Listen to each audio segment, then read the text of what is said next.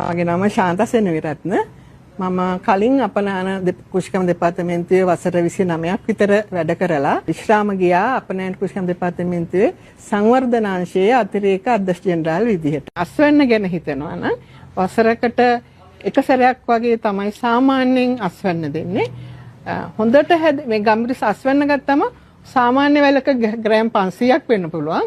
හැබැයි ඊටමත් හොඳට නඩත්තු කරන අක්කරයකට වැල් 700ක් තියෙන වගාවක් ගත්තොත් අපිට ඊටම හොඳ ආදායමක් ගන්න පුළුවන්. මම මේක අංක ගණිතය ඇතුව සරලව කියන්නම්. අපි සාමාන්‍යයෙන් අපනයන කෘෂිකර්ම දෙපාර්තමේන්තුව කියන්නේ අක්කරයකට වැල් 680ක් එමත් නැත්නම් 700ක් තියෙනවා.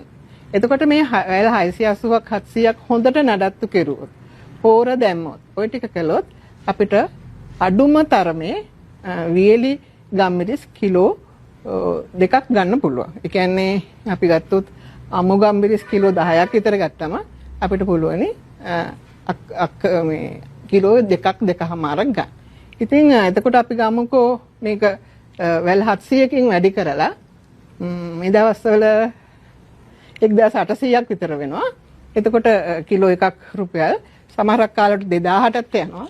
ඉතින් දැන් අපි ගත්තොත් එහෙම 1800කට වගේ මේ වෙනකොට ගිය කාලෙට ඊටත් වැඩිය ලක්ෂ 27ක් 28ක් වගේ ගන්න පුළුවන්. මම ගොඩක් මේ සම්බන්ධව ගොඩක් දිස්ත්‍රික්කවල රාජකාරී කරලා තියෙනවා ගම්බිරිස් වගාවත් එක්ක.